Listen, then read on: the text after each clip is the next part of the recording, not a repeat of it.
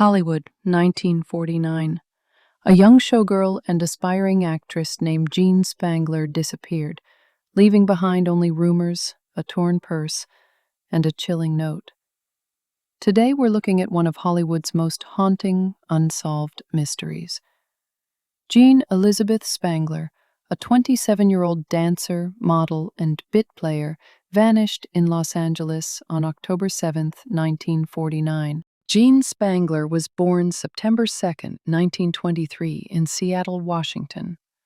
After numerous moves, her family settled permanently in Los Angeles in the mid-1930s. She attended Franklin High School, graduating in 1941 with dreams of Hollywood stardom. Jean believed success was all about connections, and she worked tirelessly to make them, taking jobs as a model and, eventually, becoming a showgirl at Earl Carroll's Theater on Sunset Boulevard. Jean met Dexter Benner, a plastics manufacturer. They married on June 28, 1942, at Hollywood Beverly Christian Church. They had one daughter, Christine, born in 1944. The marriage soon unraveled, marked by conflicting lifestyles, arguments, and eventually physical abuse. With Benner being drafted in World War II, Jean found fleeting independence, but became involved with another abusive figure, known only as Lieutenant Scotty, which brought further distress and violence into her life. Scotty had spent all her money and wrecked her car. When Dexter returned from the war, the couple filed for divorce, but the separation process dragged on, fueled by custody battles over Christine, which were heavily publicized in Los Angeles newspapers. Dexter accused Jean of being an unfit mother due to her nightlife and modeling jobs. Dexter gained custody, but Jean fought hard for visitation rights, which he routinely violated.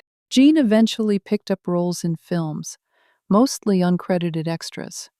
She mingled with notable people in the industry, including actor Ronald Reagan and rumored mob boss Mickey Cohen. As her Hollywood profile grew, her social life became vibrant but tumultuous. In the 3 months before her disappearance, friends noted Jean spoke of acquiring a large sum of money, possibly from a romantic relationship or extortion, and hinted that she was pregnant, but never revealed the father's name. The day she vanished, October 7, 1949.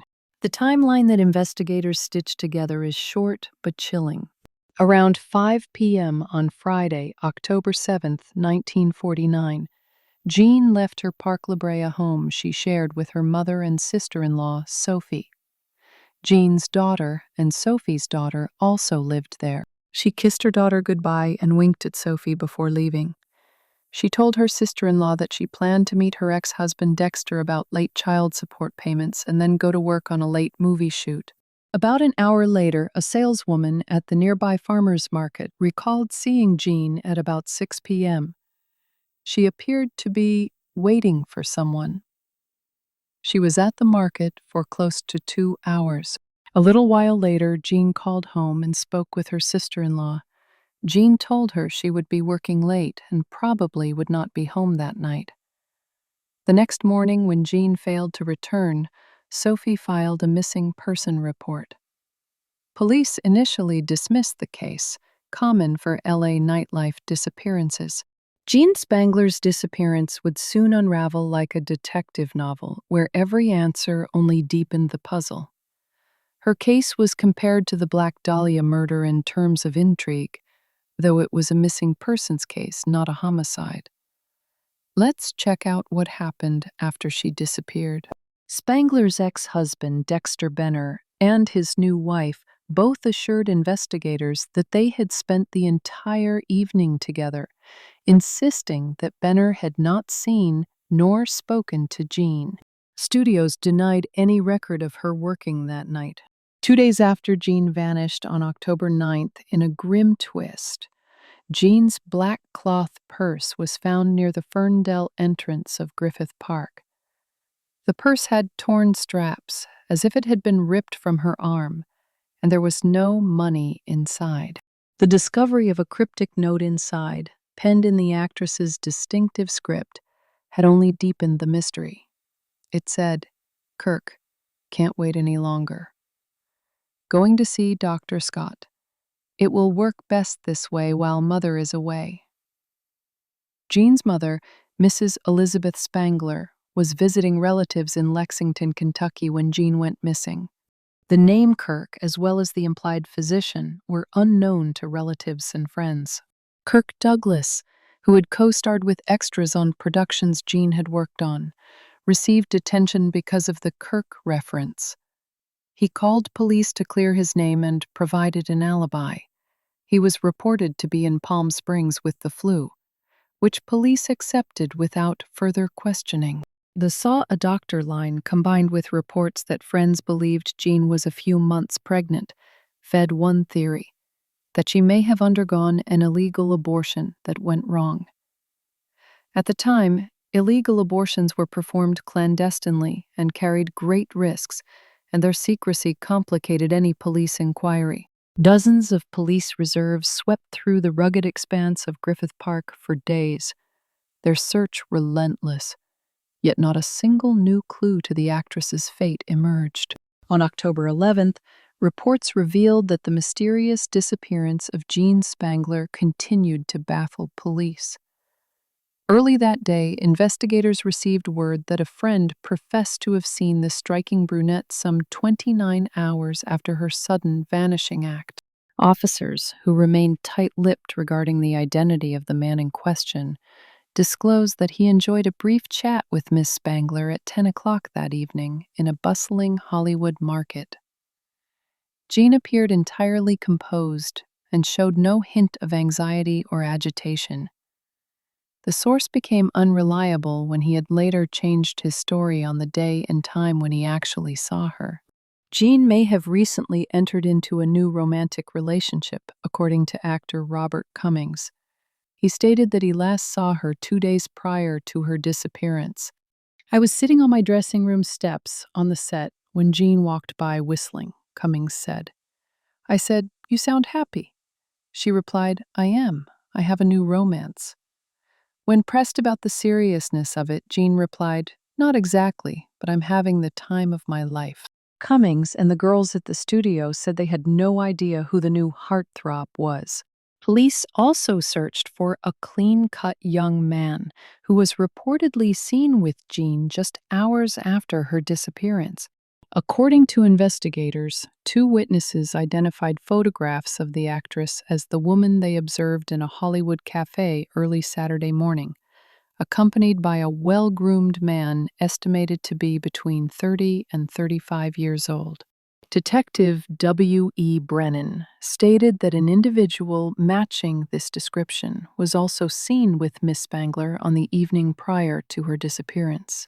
On December 3, 1949, Jean's mother made a desperate appeal to the public, announcing a $1,000 reward, money offered not just for answers, but specifically for the arrest and conviction of whoever had taken her daughter's life. Over the years, the case produced several other leading hypotheses, none proved. Some suggested she may have fled to avoid scandal or family trouble. However, the abandonment of her child and the torn purse made this less convincing to many investigators. Jean Spangler's disappearance has long been linked to Los Angeles's underworld, as she was known to socialize with mob figures tied to gangster Mickey Cohen.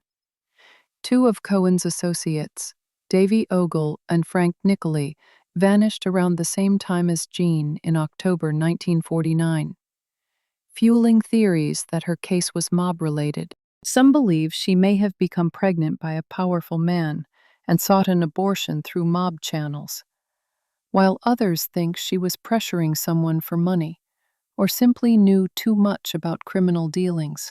Witnesses recalled seeing Jean in Palm Springs a week before her disappearance, in the company of Davey Ogul. Whether Jean was silenced as collateral damage or fled with Ogul out of the country, her connection to Cohen's circle and the eerie timing of their simultaneous disappearances remain one of the most compelling and sinister angles in her unsolved case. Because of timing and the city's fascination with violent, unsolved crimes, like the Black Dahlia murder in 1947, some newspapers briefly speculated about possible connections. No credible evidence has ever tied Jean's disappearance to other homicide victims. The Los Angeles Police Department officially kept the case open for many years, but no conclusive forensic or eyewitness evidence ever surfaced to resolve what happened to Jean. What investigators actually had in hand was sparse and ambiguous. A last confirmed sighting at about 6 p.m., a later phone call saying she'd be at work, and a purse found 2 days later with a torn strap and a note referencing Kirk and a doctor. No body, no confirmed suspect, and no corroborated records of a doctor's visit or abortion provider connected to her. Those gaps are why the case remains unsolved and continues to draw attention. Jean Spangler's case combines several elements that hold the public imagination: Hollywood glamour and aspiration, a vulnerable young mother, an ambiguous last message, and a city, Los Angeles, that was, and still is, a place where people can disappear without a trace. But more than 7 decades later, the central question, what happened on that autumn night in 1949, remains unanswered. Jean Spangler was not a major star, but her disappearance is a potent reminder of how gaps in evidence can leave lives suspended in uncertainty. The torn purse in Griffith Park and the handwritten note are the physical markers of a story that could have been ordinary, a late payment meeting, a night shoot, but instead became one of Los Angeles's enduring mysteries. Jean's daughter, Christine, was sadly caught in the middle of a bitter custody battle between Dexter and Jean's mother. In 1953, Dexter Benner fled with his wife and Christine, cutting off Jean's family permanently. Dexter was never heard from again.